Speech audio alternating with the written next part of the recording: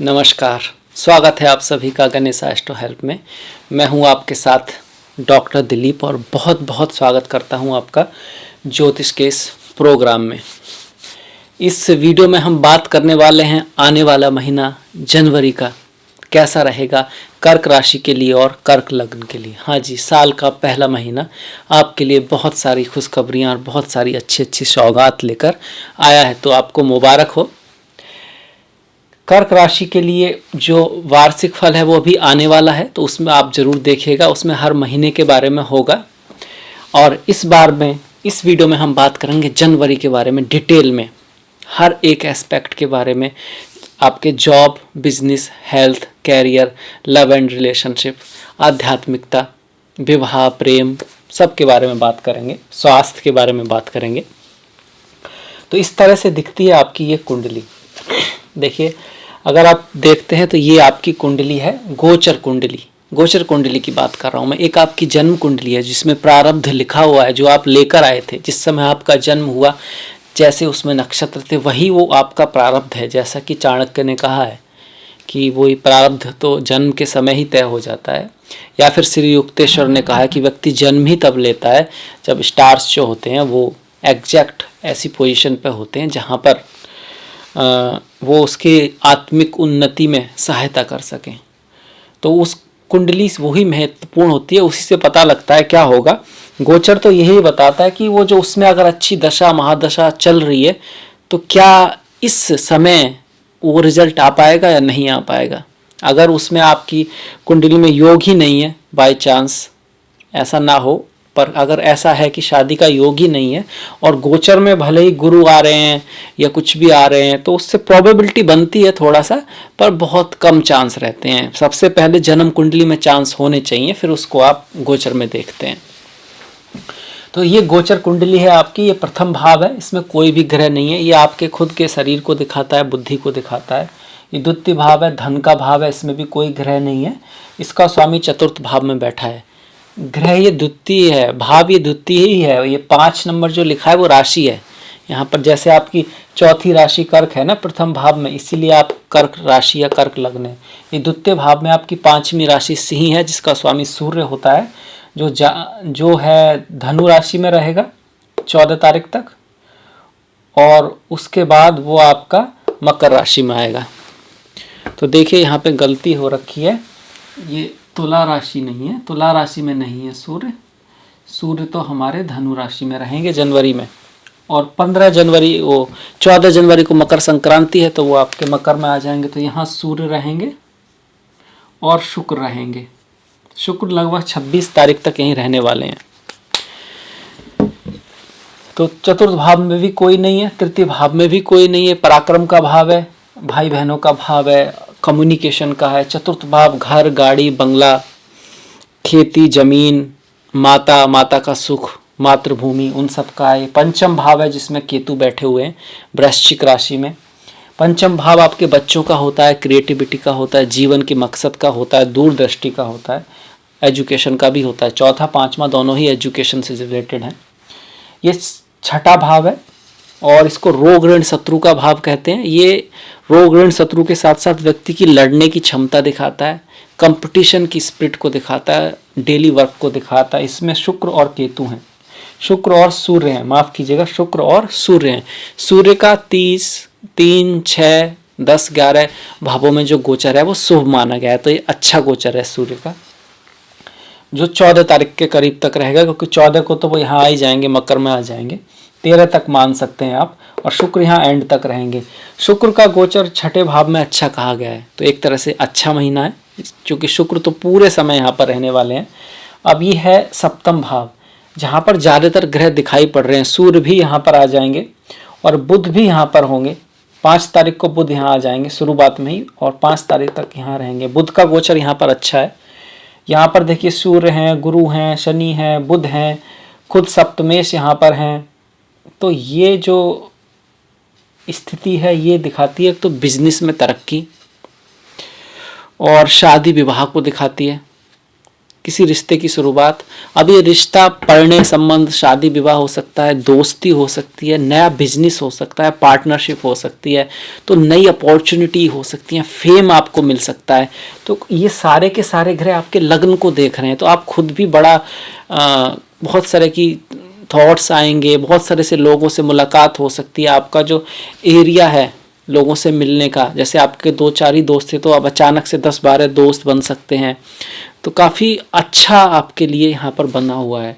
पर एक दूसरी बात भी है, जैसे बोलते हैं ना हर सिक्के के 2 पहलू होते हैं, तो दूसरा पहलू ये है कि किसी भी घर में जब बहुत सारे ग्रह आ जाते हैं तो उसमें थोड़ा कॉम्प्लिकेशन भी आता है। तो रिलेशनशिप का जो है, पति पत्नी जो पहले से हैं उनके बीच में कुछ मिसअंडरस्टैंडिंग यहाँ पर हो सकती है, तो एक दूसरे को समझने में थोड़ा दिक्कत हो सकती है। छठे भाव में देखिए कोई ग्रह नहीं है, जो अष्टम भाव में कोई ग्रह नहीं है। अष्टम भाव जो होता है आयु का होता है, लाइफ आफ्टर मैरिज का होता है।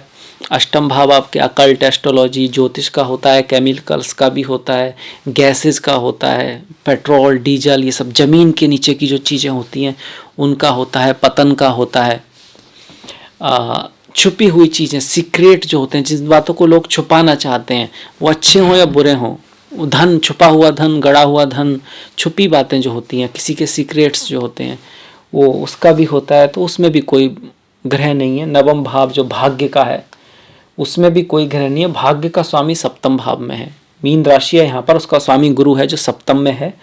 दसम भाव में मंगल है। दसम भाव में मंगल का गोचर ठीक होता है, पर यहाँ पर वो अपनी ही राशि में रोचक नाम का महापुरुष योग बनाकर बैठे हैं, जो कि अच्छे योगों में से, पंच महापुरुष योगों में से एक योग माना गया है। तो ये बहुत अच्छा योग बना हुआ है। यहाँ पर जो शनि है वो भी शश महापुरुष नाम का योग बनाकर बैठे हैं, तो 2 अच्छे अच्छे योग बने हैं। उसके बाद 11वें भाव में राहु हैं, जिसको भी अच्छा माना गया है। तो काफ़ी ग्रह यहाँ पर अच्छे हैं। अब थोड़ा रिजल्ट पे आ जाते हैं।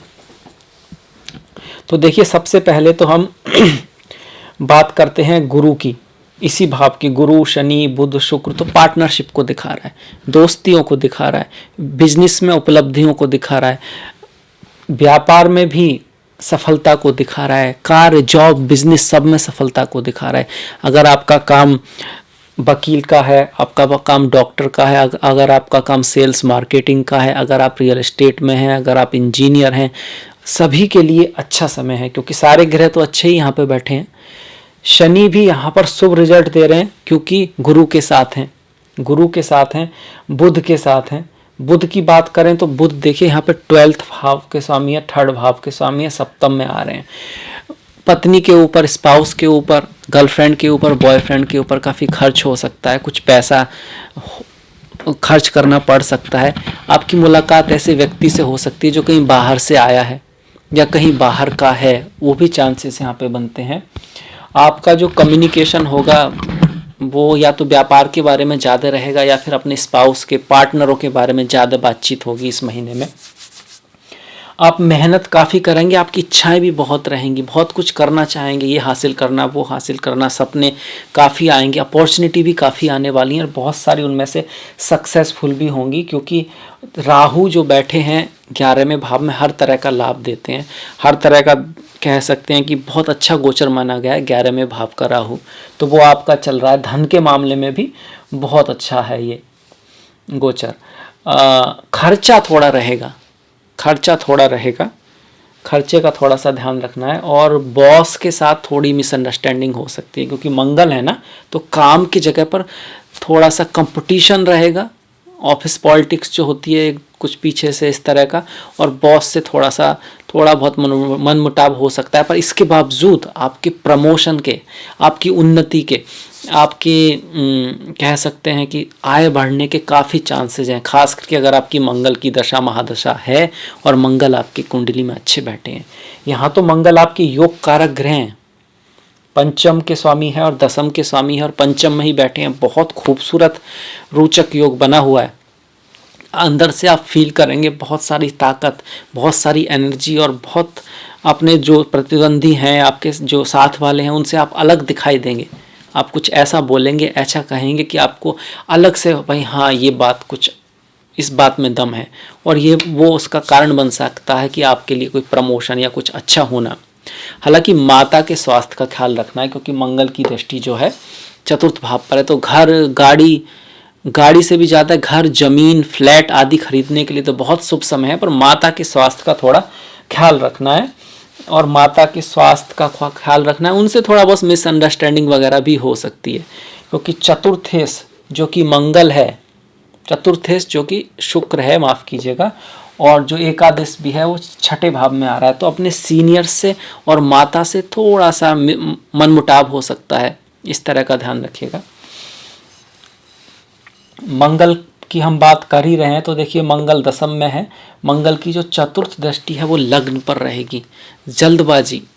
जल्दबाजी का ध्यान रखना है। एनर्जी तो बहुत रहेगी, पर कुछ जल्दबाजी कर सकते हैं, किसी काम को पूरा कैलकुलेट करे बिना निर्णय ना लें, थोड़ा सोच समझ के, जल्दबाजी में निर्णय ना लें, गुस्से में निर्णय ना लें, धैर्य रखें। जब चीज़ें समझ में आ जाएं फिर देर भी नहीं करनी है, एक्शन लेना है, पर अधैर्यता में पूरी पिक्चर को समझे बिना एकदम से निर्णय ना लें, थोड़ा सा समय दें। मैं ये भी नहीं कह रहा हूँ कि आप बिल्कुल पूरा इतना समय दें कि महीना ही निकल जाए। It is always good to start then perfect. मतलब कोई भी आप किसी चीज़ की तैयारी कर रहे हैं, आप ऐसा चाहते हैं कि आप पूरी तरह तैयारी कर लें और फिर एग्ज़ाम दें, तो यकीन मानिए कि आपकी ज़िंदगी बीत जाएगी, वो पूरी तैयारी होनी नहीं है। तो इसलिए जब एक लिमिट की तैयारी हो जाए, आगे बढ़ें, तभी पिक्चर भी सामने आएगी और प्रॉब्लम आएंगी, उनका सॉल्यूशन भी निकलेगा। पर हाँ, ये भी नहीं है कि आपने तैयारी नहीं की, मतलब कि आपको तैरने का मन है, तैरना आपने सीखा नहीं और आपने एकदम कहा कि भैया समुद्र में ही डुबकी लगा दी, तो फिर डूबना ही है। फिर आप कितने भी मेहनती हों, पहले थोड़े से पानी में, फिर उससे ज़्यादा पानी में, एक रीजनेबल ट्राई करें, एक रीजनेबल समय के बाद एक रीजनेबल रिस्क लें, सफलता मिलेगी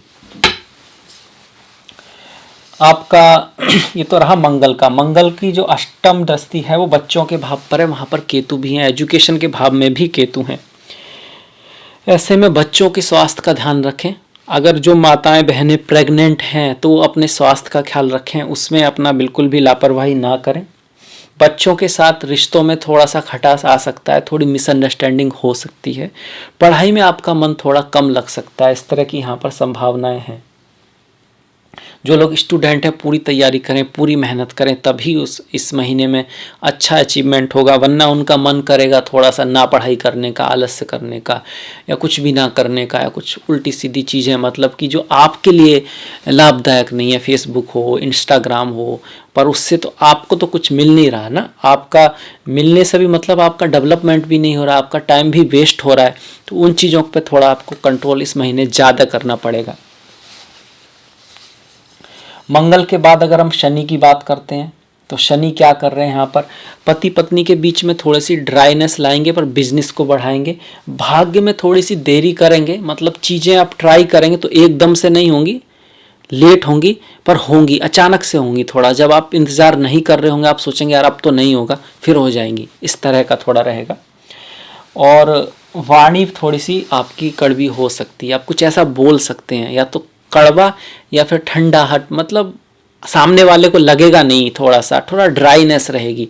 तो उसमें थोड़ा सा प्रेम लाएं, थोड़ा सा कंट्रोल लाएं, थोड़ा सा ज्ञान, कुछ प्रभाव जो है होना चाहिए। ऐसा ना हो कि बिल्कुल ही आप ऐसा लगे हाँ भाई व्यक्ति का इंटरेस्ट नहीं है। बहुत ज़रूरी है, वाणी बहुत ज़रूरी है। बोलते ना, ऐसी वाणी बोलिए मन का आपा खोए, अपन को शीतल करे और अहु शीतल होए। तो वाणी में प्रभाव ज़रूरी है, तो उसका ध्यान रखिएगा। नहीं तो यहाँ पर थोड़ा सा है कि वाणी कुछ कटु भी हो सकती है, उसकी वजह से परिवार में, आपस में, पति पत्नी के बीच कुछ मिसअंडरस्टैंडिंग भी हो सकती है। आपने जिस बात को कहना है पूरी तरह से समझा के कहें, बता के कहें, ऐसा ना हो कि वो व्यक्ति की बात ही समझ में ना आए और वो उसके कारण फिर गलतफहमी हो। तो इस चीज़ का ध्यान रखें।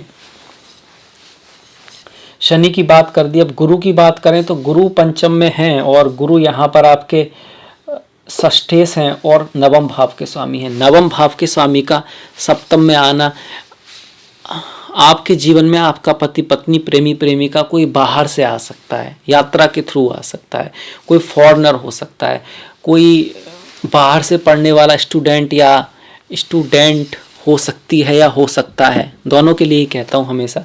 कोई लड़की हो सकती है जो कहीं से बाहर आई है आपके शहर में पढ़ने, या दूसरे देश से आई है या आया है, उससे आपकी दोस्ती मुलाकात हो सकती है, वो शादी तक बढ़ सकता है, उस तरह की संभावना है।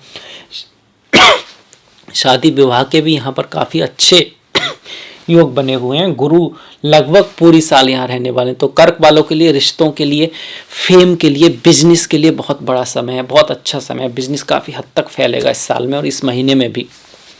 बुध भी यहीं पर रहने वाले हैं, और जो कि तो काफ़ी खर्चा करना पड़ सकता है अपोजिट पोल पर और भाई बहनों पर। आपके जो पड़ोसी हैं, आपके जिनके साथ आप काम करते हैं और आपका जो रिश्ता जिनके साथ है, उनके ऊपर काफ़ी खर्चा हो सकता है, आपको कुछ उनकी सहायता करनी पड़ सकती है, इस तरह का यहाँ पर रहेगा। काफ़ी एनर्जी भी उनके ऊपर आपकी खर्च होगी, समय आपको उनको काफ़ी देना पड़ेगा। ये बुध का है। अगर हम सूर्य की बात करें तो सूर्य पहले 14 तारीख तक रोग ऋण शत्रु का विनाश करेंगे। स्वास्थ्य का थोड़ा ध्यान रखना है, नेत्रों का थोड़ा ध्यान रखना है। 14 तारीख के बाद आप और आपका स्पाउस दोनों ही अपने आप को राजा रानी समझ सकते हैं। थोड़ा सा कहेंगे भाई मैं सही हूँ और मैं सही हूँ, कि ईगो वाली बात आ जाएगी। वो चाहेंगी कि आप उनकी बात सुने, आप चाहेंगे कि वो आपकी बात सुने, या आप चाहेंगी कि वो आपकी बात सुने। तो ये रहेगा थोड़ा सा। तो आप ऐसे में ये देखें क्या सही है, ये ना सोचें कि कौन सही है कौन सही है। जिसकी बात भी सही हो उसका ही साथ दें। अगर आपकी बात गलत है तो, या आपको ऐसा लगता भी है कि उनकी बात गलत है और आपकी बात सही है, फिर भी सुन लें।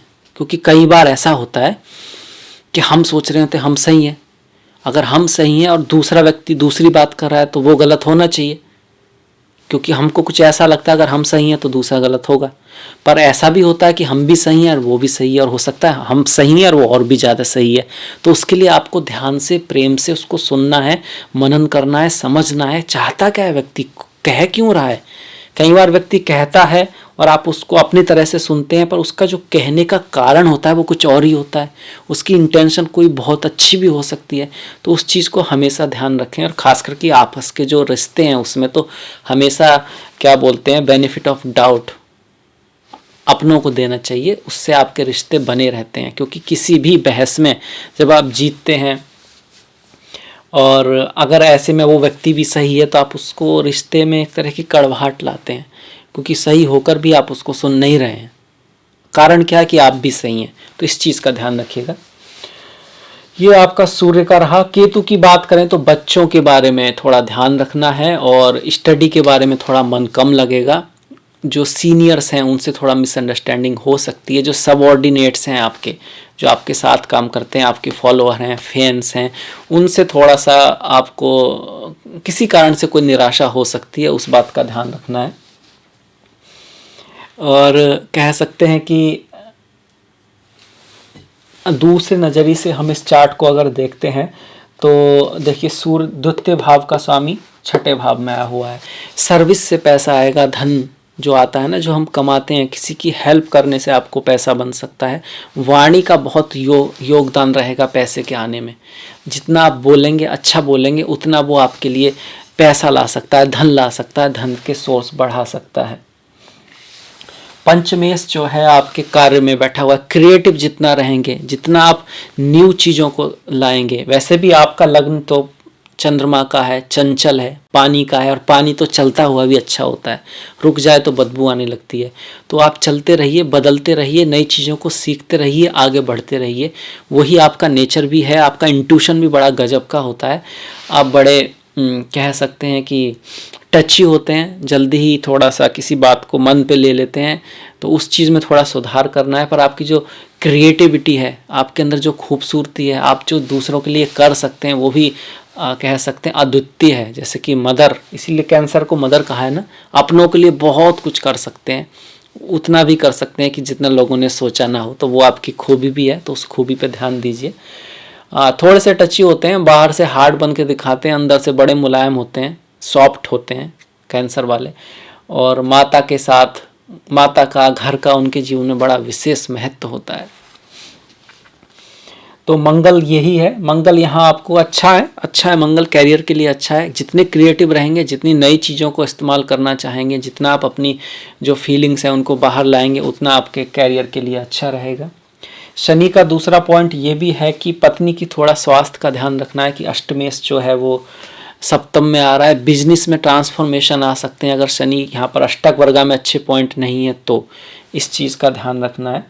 नवम की बात हम बार कर चुके हैं कि नवमेश अगर सप्तमेश में आ रहा है तो आपकी मुलाकात किसी ऐसे व्यक्ति से हो सकती है जो यात्रा के थ्रू आपके पास आए। यहाँ ये भी हो सकता है कि आपका कोई गुरु टीचर आपसे बड़ा कोई, उससे आपकी मुलाकात हो सकती है, फिर आप उनके प्रेम में या वो आपके प्रेम में पड़ सकती हैं या पड़ सकते हैं, दोस्ती उनसे हो सकती है, या फिर आपकी उम्र का ही हो पर व्यक्ति थोड़ा गुरु टाइप का हो, मतलब कि ज़्यादा ज्ञानी हो, ज़्यादा कुछ बातों को थोड़ा नेचर ऐसा हो गुरु टाइप का, इस तरह का हो सकता है, यहाँ पर संभावना है। पत्नी के स्वास्थ्य का ध्यान रखना है कि अष्टमेश भी लग्न में है और षष्टेश भी लग्न में है। पत्नी के पति के स्वास्थ्य का ध्यान रखना है यहाँ पर। और बाकी आपके अंदर निर्णय लेने की क्षमता ज़बरदस्त रहेगी, बहुत अच्छा निर्णय आप ले पाएंगे और सही चीज़ों को जज कर पाएंगे, तो अपनी इंट्यूशन के ऊपर जा सकते हैं, उसके ऊपर भरोसा कर सकते हैं इस महीने में। ओवरऑल बहुत अच्छा महीना है, ओवरऑल बहुत अच्छा महीना है।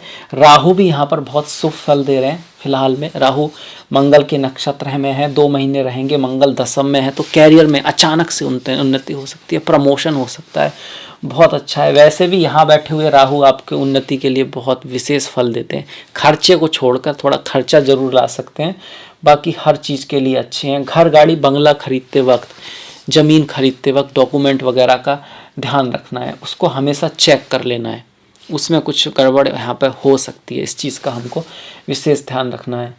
राहु की दृष्टियों की बात करें तो 1 2 3 4 5 छोटे भाई पड़ोसी, उनसे थोड़ा मिसअंडरस्टैंडिंग करा सकते हैं। बच्चों के साथ हमने बताया ही, और जो पति पत्नी है उनके बीच का ये थोड़ा सा टॉपिक है, थोड़ा सेंसिटिव सा है, इसका अगर आप ध्यान रखेंगे तो महीना ओवरऑल आपके लिए फंटास्टिक है, बहुत बढ़िया है। किसी रेमेडी की कुछ खास ज़रूरत नहीं है, सूर्य को नमस्कार करते रहें, सूर्य को जल देते रहें। ये महीना सूर्य से रिलेटेड है, इस महीने में मकर संक्रांति है, सूर्य उत्तरायण हो रहे हैं और आपके लिए तो सूर्य अच्छे ग्रह हैं, धन देने वाले हैं, तो सूर्य को जल देते वक्त उसमें थोड़ा सा गुड़ आप इस्तेमाल कर सकते हैं, आपके लिए अच्छा रहेगा। आपका जो लकी कलर है इस महीने के लिए ऑरेंज है, येलो है, वाइट है, ये रेड कलर भी आपके लिए बहुत अच्छा रहेगा।